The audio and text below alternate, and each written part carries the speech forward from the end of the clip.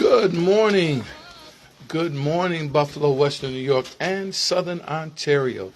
This is Bishop Michael A. Badger, Senior Pastor of Bethesda World Harvest International Church. And it is a wonderland in Buffalo.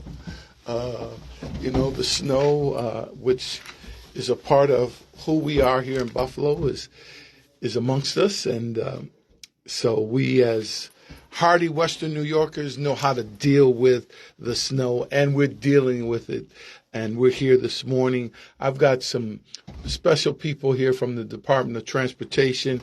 We're going to be talking once again about the 33 with the professionals, those that did the studies, those that have the facts. And so we'll do that. I'll let these ladies introduce themselves in just a moment. But before we do that, just want to recognize our sponsors, Terry McKelvey and John Elmore, the Legal Eagles, for your primary legal needs, for wills, for criminal law, for divorces, real estate closings. Terry McKelvey. As a matter of fact, Terry, if you're listening, I'm going to need you to do a real estate closing for me probably in the month of February. He does all of my real estate closings. And so Terry McKelvey, and then John Elmore. John Elmore for all of your slip and falls, car accidents, all of those type of things. As a matter of fact, for my wife's car accident, John is our attorney. So these men come highly recommended. And if you need that type of assistance, John Elmore, Terry McKelvey. And then for your medical needs, Dr. Frances Aluza, remember her in prayer. Today is the funeral of her mom in Nigeria. And so we send loves and prayers and our condolences to Dr. Frances. She'll be back probably next week. But Dr. Frances, who is just a tremendous asset in our community. She serves over 5,000 patients in her location, the Rafa Family Medicine, Rafa Family Wellness Center.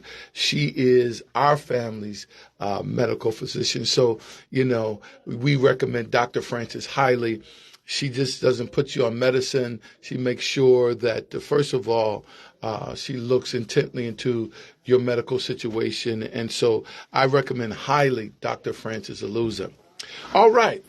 So I've got two ladies here with me from the Department of Transportation.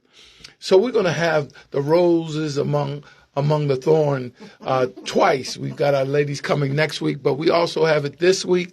And so I want the roses to introduce themselves. I'm Sanchel, Dwighder, Regional Design Engineer for the New York State Department of Transportation in Buffalo.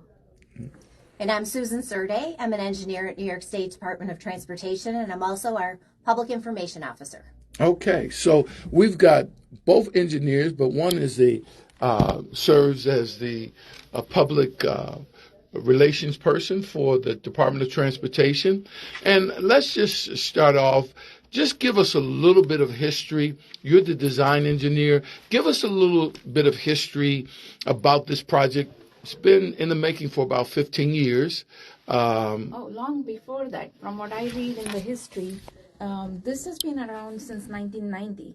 That was when first some people got involved and came up with the idea that we should do something with the depressed section. 34 years. 34 years. Wow. I believe Mayor Brown was a senator at that time. Either that or a councilman. And he was also involved in sort of trying to get funding. But more or less, it's been active since 2007 when ROC was formed. That's, Restore Our Community Coalition.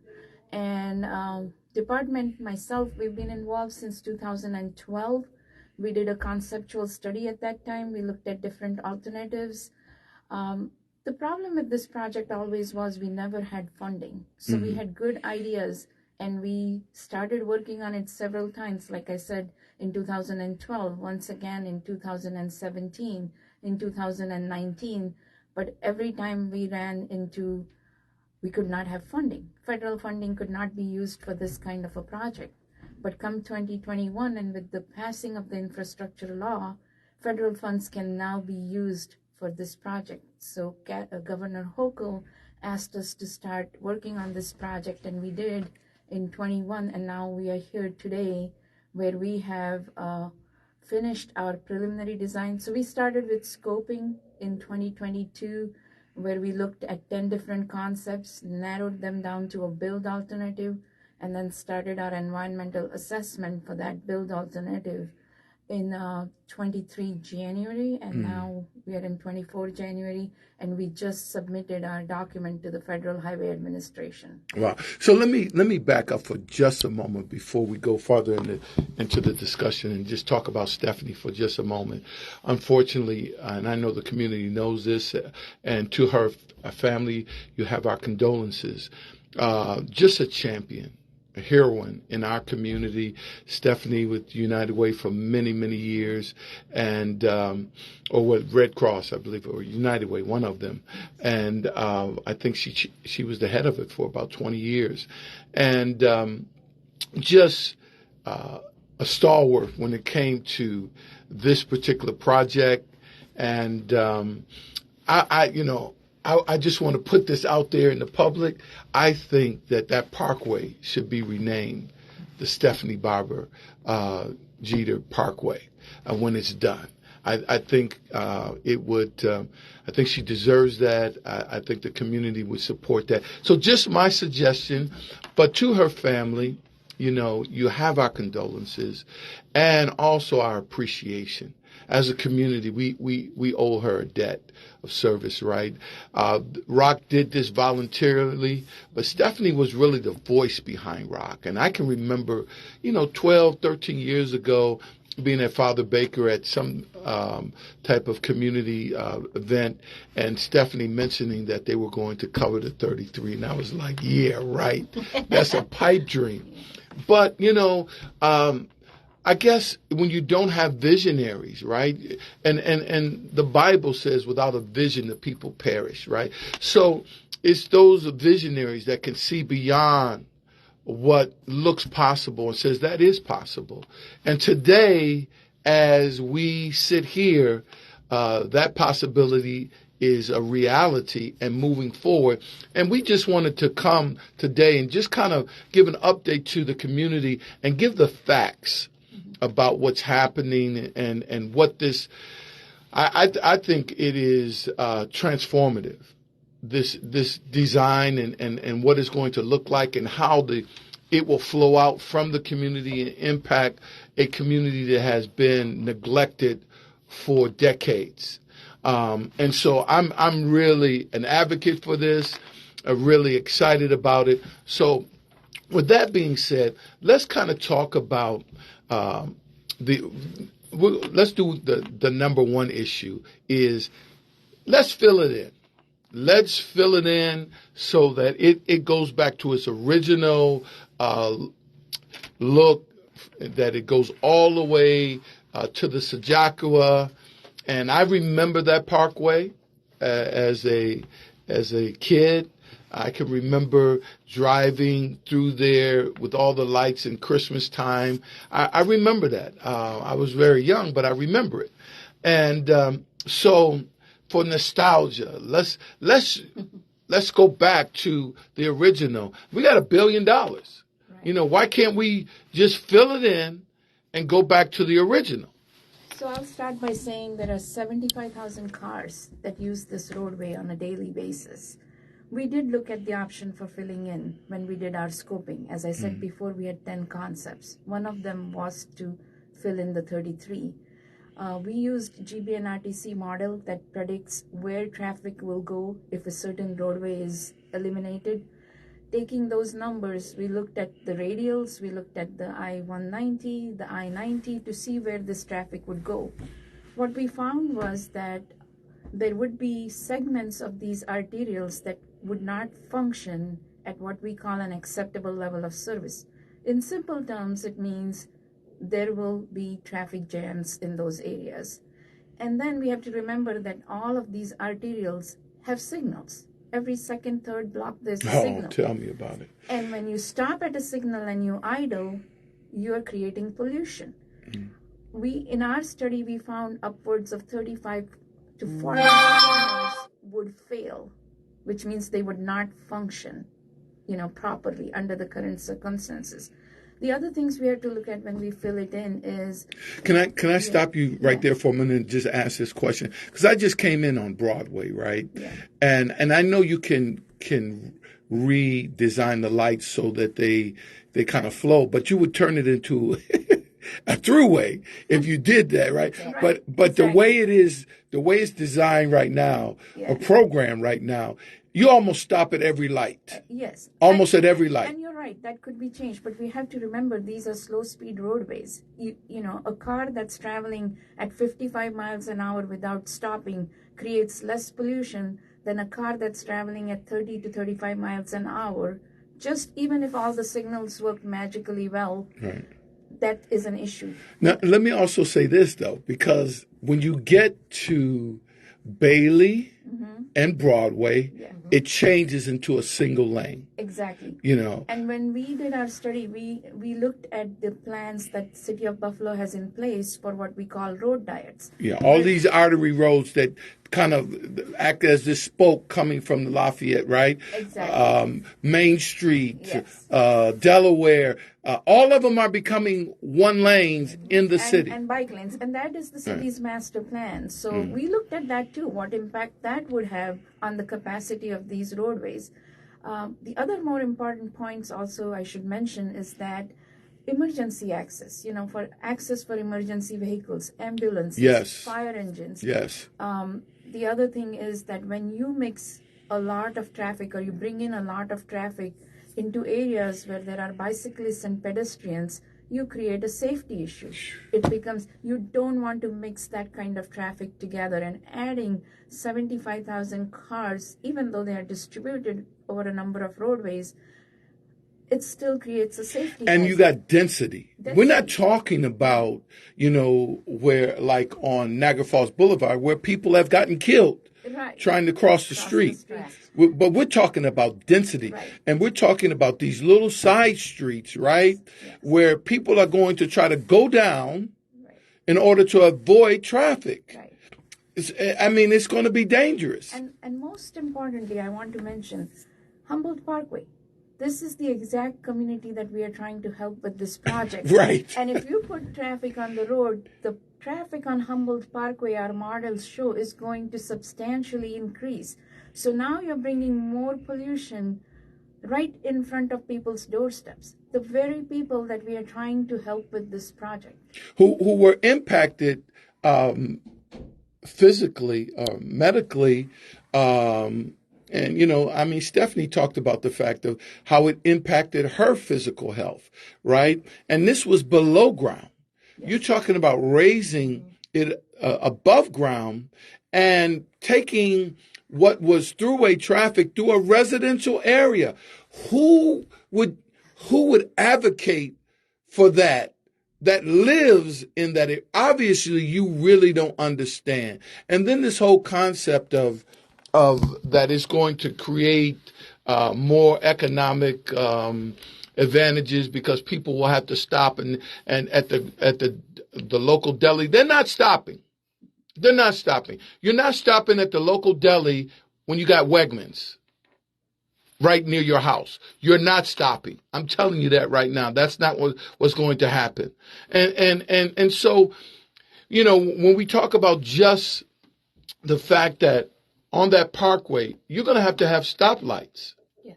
Now, last week, I didn't understand how much traffic was on the 33. Because normally I don't go in early. It's normally around 10, 11 o'clock before, I get on the 33. I was on the 33. It was bumper to bumper at 8 o'clock in the morning. I thought there was a car accident.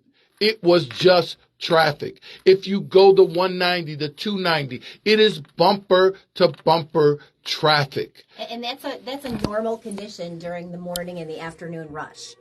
That is a major commuter thoroughfare and also a major arterial to the medical corridor, which has to be kept in mind. Absolutely. And, I sat on the board of directors for, for ECMC for 17 years. So I know a little bit, not a lot, know enough to be dangerous, about the medical corridor and its services. One of the things I do know is that when you have a stroke or a heart attack, one of the best places in the country is that GVI. Exactly. You want to be able to get there, right? And to block that off and not have that access for hundreds of thousands of people, it's crazy. And the only people, well, I will get into that later as far as, why people do what they do. But, going back to this whole issue of safety, I just can't imagine, that much traffic going into a highly dense area of mostly minority people. I mean, what are we doing? What are we talking about here? It really doesn't make a lot of sense other than, well, we'll get into that a little bit later. But so we've got the, traffic as far as bumper to bumper, the roads not being able to handle that. Let's talk a little bit about the health issues of bringing that type of exhaust up above ground. Right. So we know that pollution in those areas where the traffic is diverted will increase. Like I said before, there's more traffic and stop and go traffic, which is when vehicles idle, that's when you have the most emissions. So what you're saying is absolutely true. Yeah, and so, as we look at bringing the tunnel, okay, we which seems reasonable to me. I don't know. I would say and there's no perfect solutions, especially whenever you're dealing with human beings, right? But the ideal thing would be if the whole thing could be, where we would have a tunnel but still be able to provide this beautiful parkway for everybody. That would be ideal, right? Well, let's talk about, is that possible? So we've always said that our project, the project that we are doing right now, will not preclude, which means will not stop anything from being continued further in the future. Mm-hmm. Now the question comes, why didn't we do it right now? Right. So the thing is, funding. We have funding, and what we chose, what we call as the logical termini or logical endpoints for this project, was based on the fact that we have a depressed section there, from Dodge to sort of Sydney Street starts coming up. And that is very conducive to sort of putting a tunnel cap over it and planting the trees that we wanted. Mm-hmm. But when we first started this process, people said, hey, can you extend it further? And we did. We extended the tunnel by 600 feet so that now we have a little bit more green space. Yes. But what we are saying is that what people want is to continue it further. That can be done. We are just not doing it with this project. Now, are there some complex engineering problems there with the creek and the interchange? Yes. But are there engineering solutions for those problems? The answer is yes. Now, some people have asked, well, how much is it going to cost? What is the solution? We have not done those studies right now because we are concentrating on making sure that we can deliver what we promised to the community in a timely manner, which is this current project. Right. And there has been efforts recently, right? There's been efforts maybe in the last 10 years, not that long, maybe about 5 or 6 years, to go from Parkside to Elmwood and do the parkway there to kind of restore that part of it. Right. And what's happening with that? So the New York State Department of Transportation had proposed a project several years ago, and we could not gather public consensus around our idea of the project. Mm-hmm. So our commissioner and the governor at the time said that we are going to pause our efforts, and we handed the handed it over to GBNRTC to do a study to see what could be done with the 198. Right. which is what they have been working on, the study that's called the Region Central study. Right. But they have not published their final report yet. Yeah. And so I have Betty Jean Grant on Facebook Live, and she says, these two women are ignoring the wishes of the homeowners on Humboldt Parkway. They want restoration or to leave it like it is. These two women don't live there or even I don't know what on the east side of. So I don't have my glasses on, but you kind of get the gist of it. Yes. And so, far as you're not living on the east side, you work for the Department of Transportation. You're engineers. We don't live on every project that we design. Right. I mean, this is not a personal thing. This is professional. These. It's important to realize, though, that we have done an extensive public outreach effort. And this isn't just over the last few months. It's over the last few years. Yes. And we have been extensively in the community at public events, holding public meetings, inviting the public to come to our events, and we are inserting ourselves in their events as well. Yeah. We set up at the library, at Tops Market. We are trying to exchange as much information as possible with the community. And the community input up to this point has helped shape the scope of the project. Right. And we acknowledge there is opposition, but we also have to acknowledge there is support. Right. Well, and the opposition, Betty, is pretty much people that don't look like you. They're people that want. Those are the people that wanted from Parkside to Elmwood. They weren't talking about filling in. They weren't talking about restoring the whole parkway. They just wanted their little piece. Now black folks got $1 billion coming to their community, and all of a sudden now, we need to go all the way. Okay, so 80% of the people that go to those meetings that you call are people that are not from our community. Because if they were, there's no way those people would support putting 75,000 cars up going through their neighborhood. They wouldn't do it. The reason why they're fighting to restore the parkway is because a little child got killed. That's why they want. So, and you think those same people are going to advocate putting that much traffic above ground? Come on. That, when I hear these comments, it just, I get incensed. And excuse me, but it doesn't make sense to me. Why would you do that? And this Johnny come lately. Where y'all been? Where you been? This as been talked about since 1990. And then once money comes to our community, to a community that has been divested in for decades, where the property values decreased. Who buys property so it depreciates? That's what happened in our community. For the first time now, we see appreciation. And what this will do as far as the value of homes, people buy homes for investment. You don't buy a home just to have a place to live. It's an investment. It's an investment so that your children can go to college, so that you can start a business. So when you retire, you have, that's why Americans buy homes. And so, ladies, you just have to excuse me, but this is real personal to me, right? Because I'm born and raised here. Mm-hmm. And I've seen, how our community has been neglected. And then misinformation comes, right? And all of a sudden we get a few people that got a voice, and you're not speaking for the whole of this community. But we're going to go to the phone lines, and then we're going to talk about the toxic, supposedly, tunnel in just a moment. Let's get this caller in. Caller, you're on the air.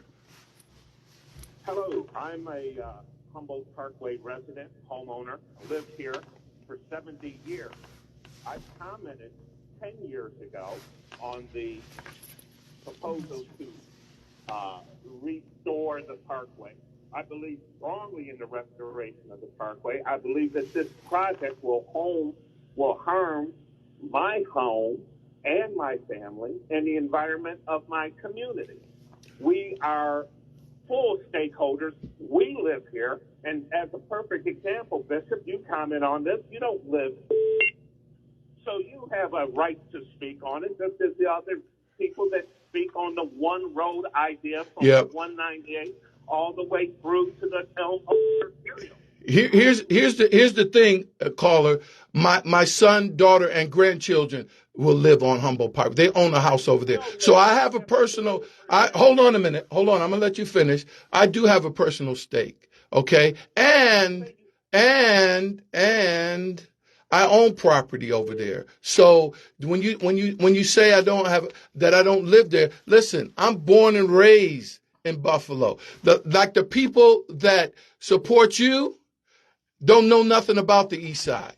That's not the case with me. I've invested more money than most people on the East Side of Buffalo. So when we talk about that, let's make sure we got the facts.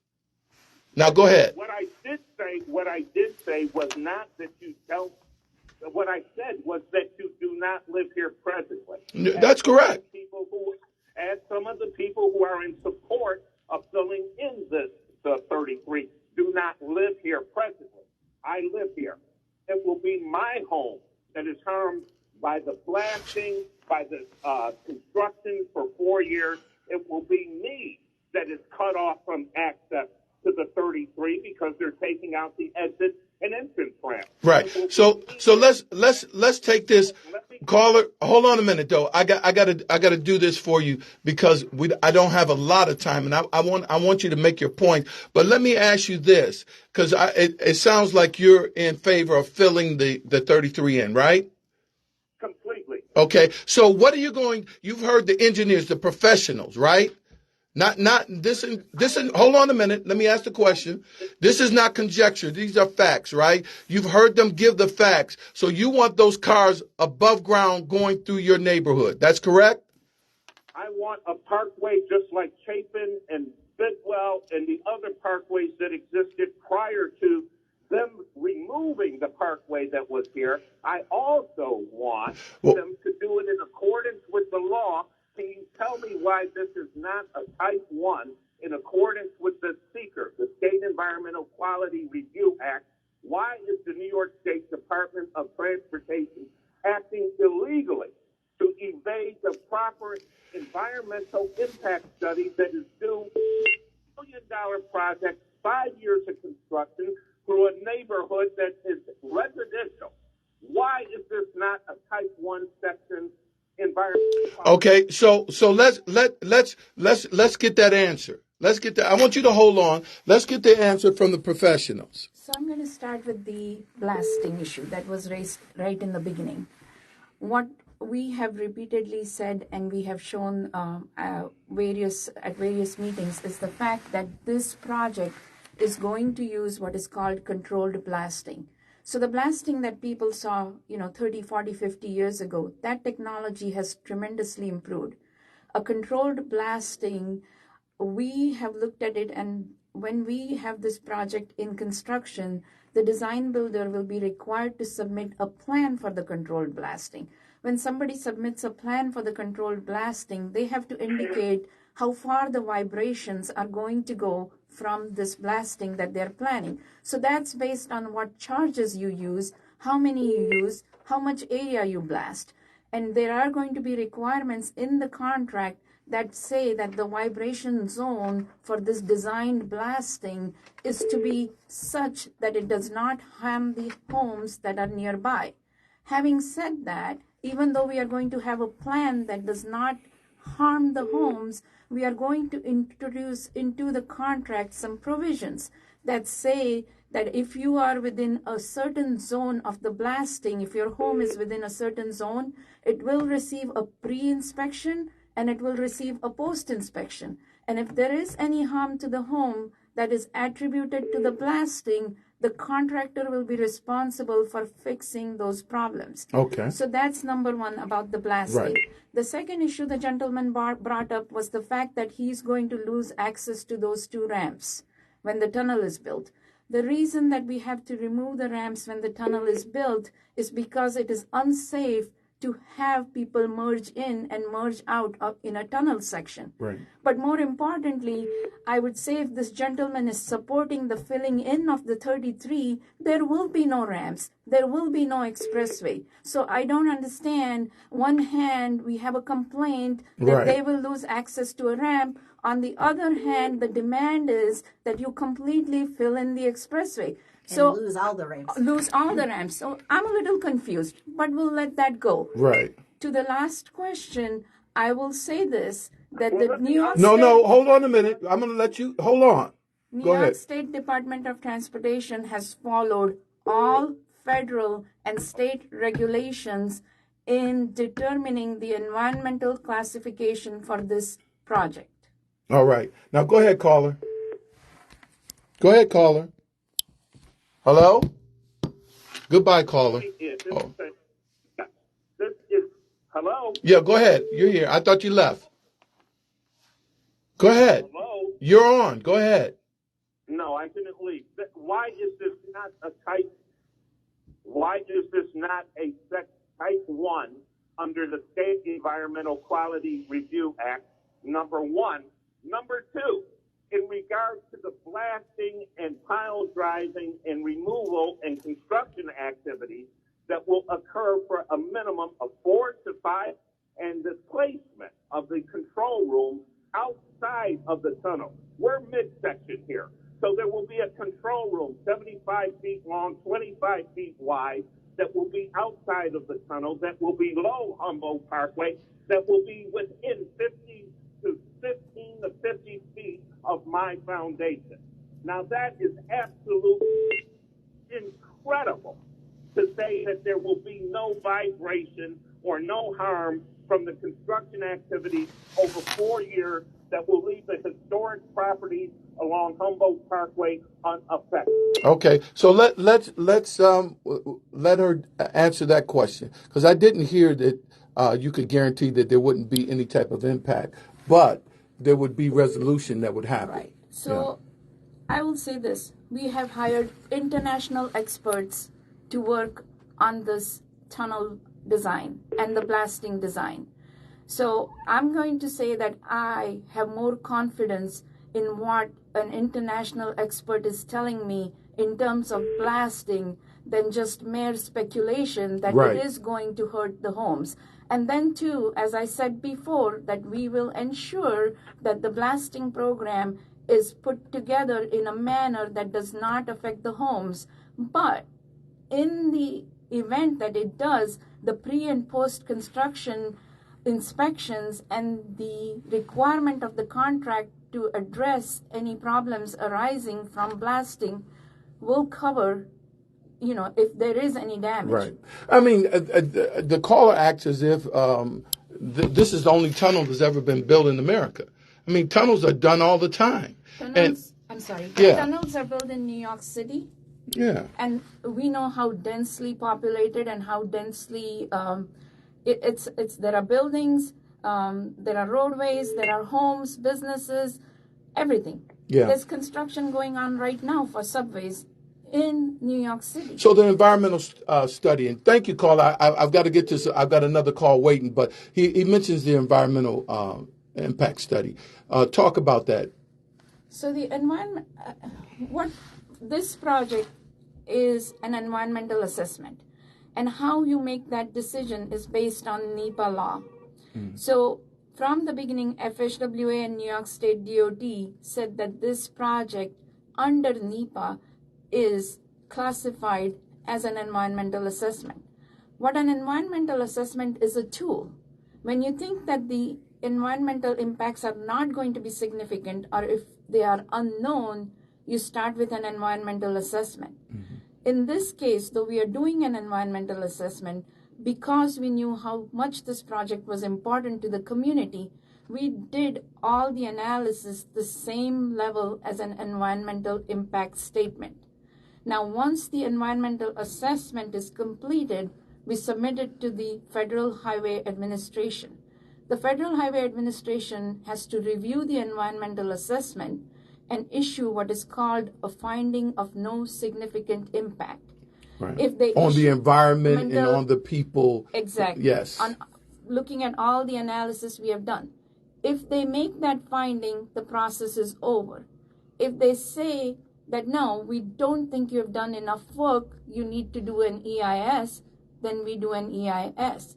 But the studies that we have done so far show us that the environmental assessment was the right classification for this project. And more importantly, what I will say is, even if we were to do an EIS for this project, because of the level of analysis that we have done of that same level, the result would not be different. Right. So, and so what the opponents are basically framing is that you're trying to rush through this because, you're not doing all of the necessary things that need to happen that would normally happen with an environmental study. So you can rush through just to get this project done because you want it done this way. What do you say to that? Well, New York State Department of Transportation works with the Federal Highway Administration. And as I said, this has to be approved by the Federal Highway Administration. So it's not that we can subvert rules. We have to follow rules to be able to get the federal funding. Right. Let's go back to our phone lines. We've got callers on. Caller, you're on the air. Caller? Blessed love family and blessed love family. Can you hear me, sir? We hear you. Can you hear me? All right, we hear you. Go right ahead. Thank you. Bishop, I appreciate your trying your best to be inclusive and allow the caller, who obviously has his opinion on the project, and you obviously also have an opinion on the project. I don't have an opinion yet. Right. I'm trying to see what's best for the community. Department of Transportation is thinking of what's best for transportation. Is there a way we can find out what's best for the community? Which, if I'm understanding it correctly, if it was filled in, obviously there would be no need for entrances and exit because there'd be nowhere to entrance and exit to. So I don't know why the learned scholar is confused about that aspect. It doesn't make any sense. If it's filled in, there's no need to entrance or exit a highway that is non-existent. Right. I don't have an opinion. So, Kamal, let me ask you this. Okay, go ahead, sir. Let me ask you, because the caller was talking about the fact that you were eliminating during the construction those exits, right? No, I understand. Okay, so what she was saying. Okay, you gonna let me talk or? Yes, sir. Okay, so what she was saying is that if you fill it in, then you don't have those exits at all ever again. I understand, sir. Right. So that was her point. And I understand the point I was saying is if it's filled in, you don't need the exit because there's no highway. But the question I But you have 70,000 cars going through a neighborhood. Oh, they're going from where they're starting to downtown, not necessarily the neighborhood. There's ways to reroute things, in my understanding. But did you hear her? Hold on a minute. Hold on. Because we got to have a conversation, right? And I don't have a lot of time, right? So did you hear her talk about when the studies were done? Okay, that it would be almost impossible to reroute all of that traffic. If you look at the 33, do me a favor, 8:00 in the morning. Get on the 33 coming in to Buffalo. It is bumper to bumper. Go on the 190, the 290. It is bumper to bumper. Where are you going to put that traffic? Okay, I'm not trying to answer your question. I'm trying to ask my question. Well, but they did answer the question though. That's my point. I didn't ask the question. Right. But you're asking about filling it in and the fact that in filling it in that you're going to have this parkway. And my question to you was, where's the 70,000 cars going to go? I was making a point in terms of if it's filled in, there's no need for the entrance and the exit. But the question I asked, and I'd like to ask, is if you're having transportation studies in the Department of Transportation, their whole focus is transportation. How to deal with the traffic, and that is also your conversation. My question is there anybody looking at what's best for the community? That's my question. And okay, all right, come on. We gotta go because I got another caller, but I want to answer that question. And I appreciate your call. My question, because I haven't gotten my question out. You just asked the question. My question is, when the 33 was built, where was the consideration of what's best for the community? Not what's best for transportation, what's best for the community. Okay. Thank you. All right. Appreciate you, Kamal. Phil, and you. All right, thank you. Let me get, and I've got to rush you because I don't have a lot of time. I definitely want to get this information. Okay. Yeah. I understand. I Right. appreciate you, sir. I appreciate you. Appreciate you, man. Right. So we do acknowledge that in the past, mistakes were made, and we are trying to correct those. We have acknowledged that right from the beginning. In terms of the fact that, transportation, we are looking only for transportation. But here's the thing. We simply cannot ignore 75,000 cars or the users who are in those cars. They're important for them to get from the airport or wherever they're coming from, suburbs to downtown. That is where they work. As Department of Transportation, we cannot ignore the needs of those users. We have to look at the needs of all users. Mm-hmm. Having said that, the gentleman said, well, has anybody seen what the community gains from this? And what we are saying is that this project is a best of two worlds. We want to, take care of the users of the roadway, but we want to improve the community. So when we put the cover it on top and put all these 700 trees, and we will increase the number of crossings. We are adding crossings at Winslow, at Riley, at Sydney. We are going to redo Humboldt Parkway, the two streets. The roadway is going to move 16 feet away from those homes. So now those homes will have 9 feet of more green space in their yards. They will have 10 foot of snow storage. So the road itself, the Humboldt Parkway, will move away from those homes for 16 feet. So that's a big thing. This project is also going to take care of 9 miles of roadways in the neighborhood, where we are going to repave the roads, we are going to redo the sidewalks, the curb ramps, the driveway aprons, lighting, Wow. new trees, new signals. So the neighborhood is going to benefit from this project. And overall, like you said in the beginning, it's a transformational project. Absolutely. It's going to look beautiful there. There's going to be a park. It's good for health. It's good for connecting the two portions. So this project does do a lot for the community. Yes. And let's talk briefly, because we don't have a lot of time left, and I got other callers. I don't know if I'm going to get to you, but callers, forgive me if I had to push you along, because we don't have a lot of time. And if you give me a long question, then we can't get to it. So the whole toxic tunnel situation, I think we need to address that, right, because that's a concern for the community. Talk about that. So we have done an air analysis for this project. The air analysis was done in consultation with the EPA, which is the Environmental Protection Agency, with DEC, Department of Environmental Conservation. We used the model that is approved by EPA. When we did the results, what it shows is that you have to compare the build alternative with what is today. What it shows is that there is an improvement in the concentration of air on top of the tunnel, right? But at the two ends, there is a slight increase in concentration. When I say slight, from what it is right now? From what it is right now. Okay. But the law requires that we have to reveal, or we have to show the one worst point. So in this model, there are about 3,000 points. So you are trying to say what is the concentration of pollution on these 3,000 points in the model. The law requires that we have to report the one worst receptor, it is called. So when we say that it's in 2027, there's going to be a 4% increase, everybody needs to understand it is at that one worst point, which is north of Sydney. And then in 2047, it will be 4%. Again, one worst receptor. Also, the model is very conservative. Okay, so when you say one worst receptor, what is that? How's that look far as the impact of people's health that live right there where the tunnel is? So though there's a 4% and a 6% and a 4% increase, it is 62% of the allowable national standard, which is set by EPA based on health considerations. So we are acknowledging there's a slight increase, but we are still 62% of what is allowed.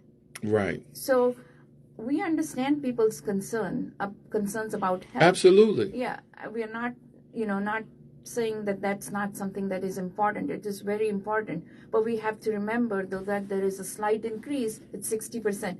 But let me, just to finish my thought, the model is very conservative.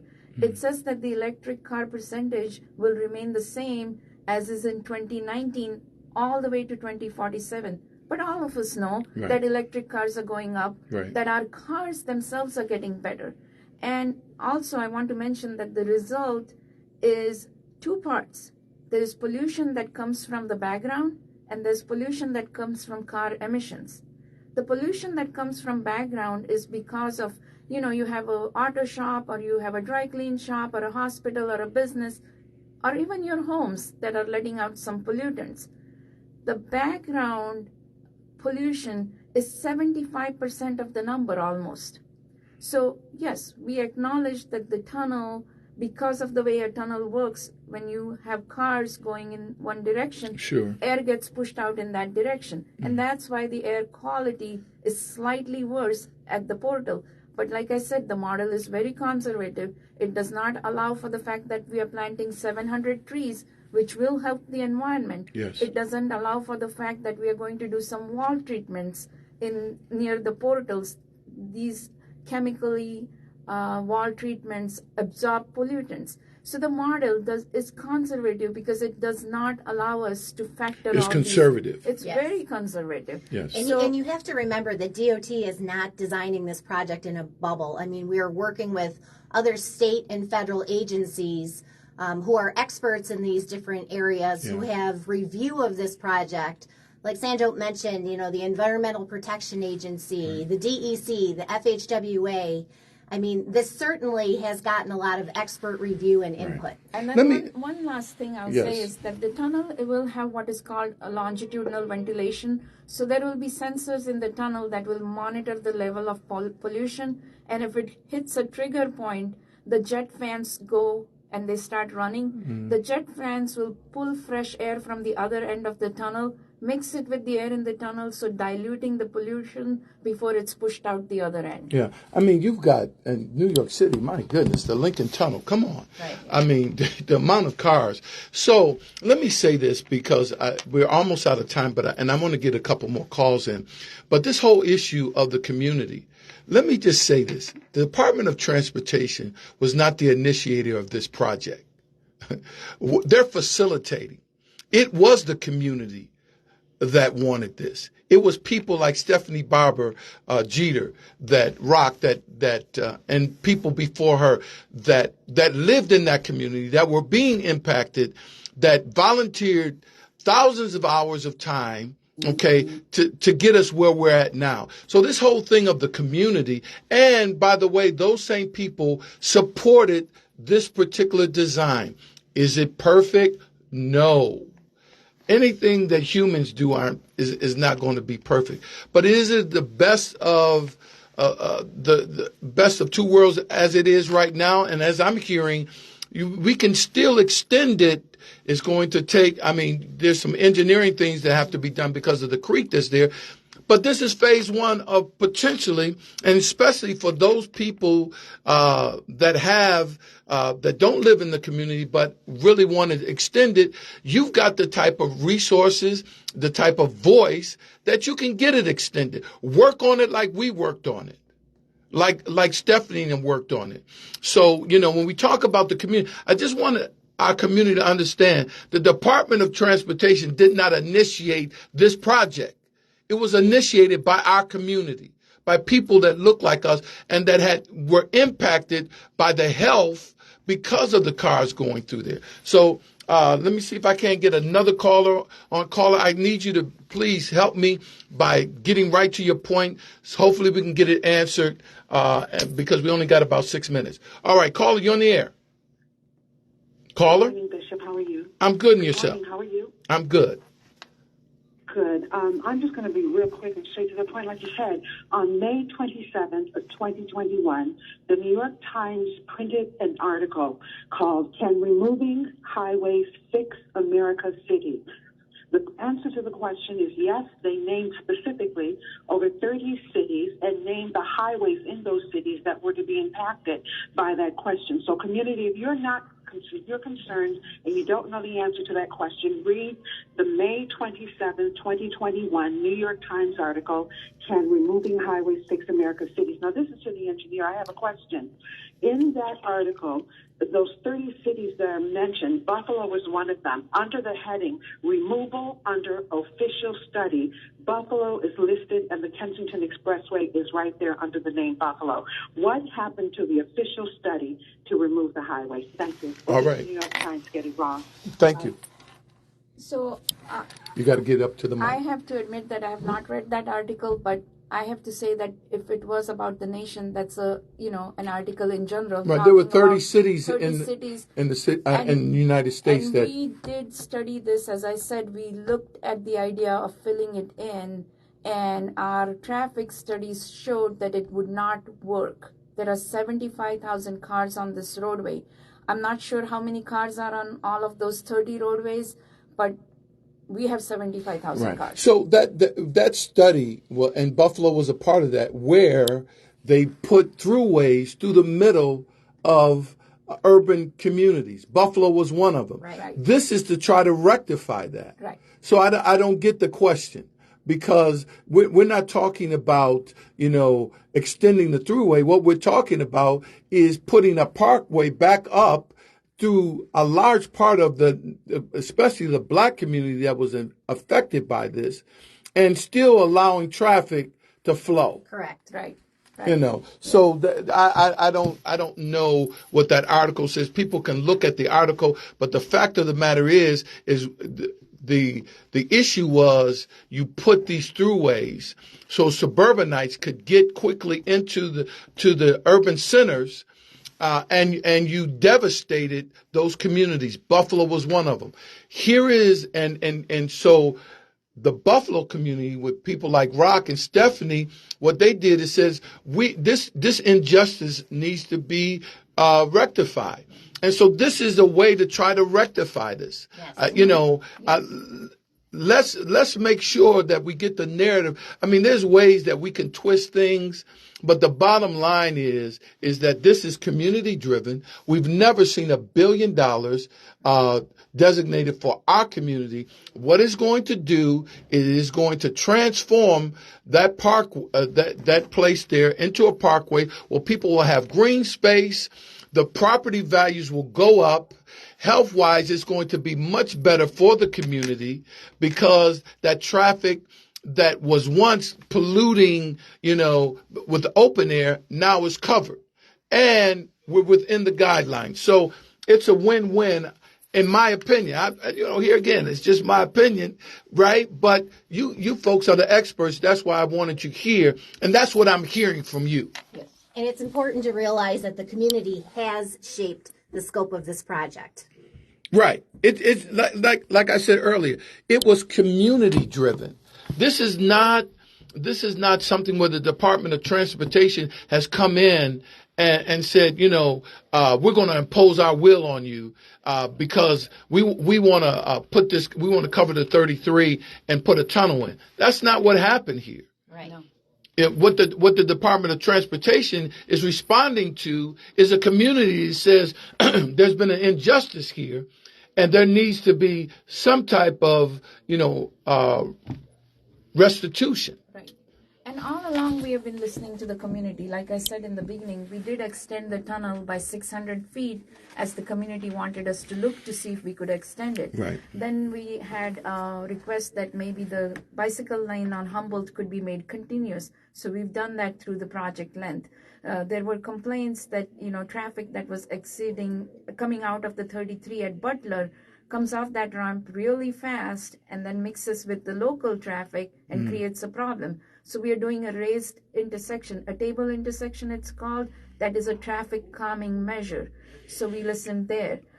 We are widening the crossing at Sydney, so that in the future, if the city wants to make it a 2-lane roadway, that could happen. One of the churches at the corner of the driveway there at the museum where we are building the roundabout Yes. had concerns that their parishioners would not be able to come out. So we looked at it and we adjusted our design so that we gave them a little bit of a 2-way turn lane so that they can pull out and have refuge, then look and see if it's safe to move forward. So we have been listening to the community all along. Yes, Yeah. yes, and that's a great point.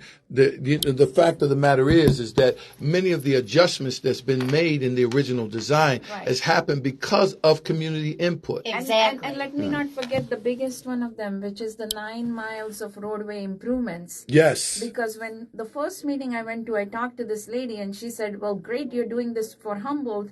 I live a block away. What about me? Mm-hmm. And we took that 9 miles. 9 miles. 9 miles. Come on, people.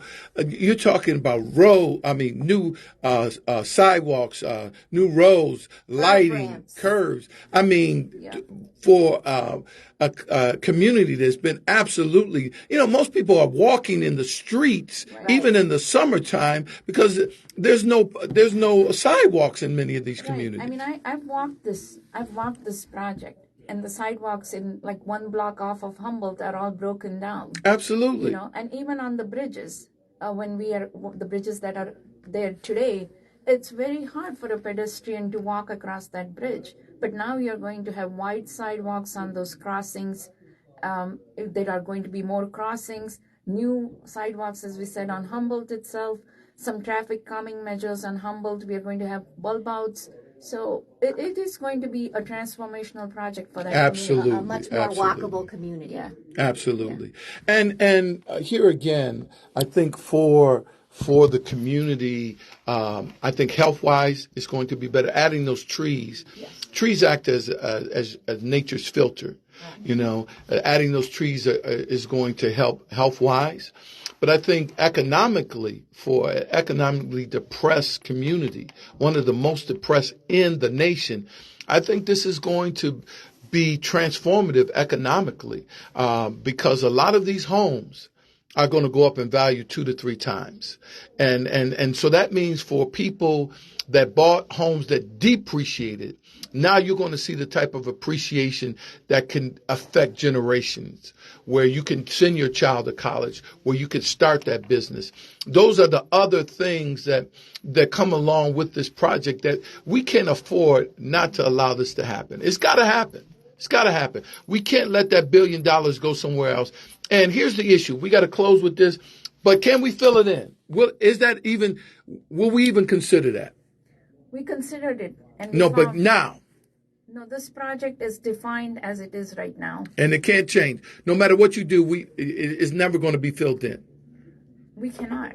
We cannot. We've shown, our studies show that that's not a feasible alternative. Okay, so you heard that from the Department of Transportation, and we got to go because we're out of time, but not out of conversation. I want to thank everybody for tuning in. I want to thank the Department of Transportation and these roses among this thorn for coming into the studio today. Maybe we'll have you come back again and talk with us and talk to the community. Community, thank you for listening. And this is Bishop Michael A. Badger, Senior Pastor, Bethesda World Harvest International Church. And we say peace.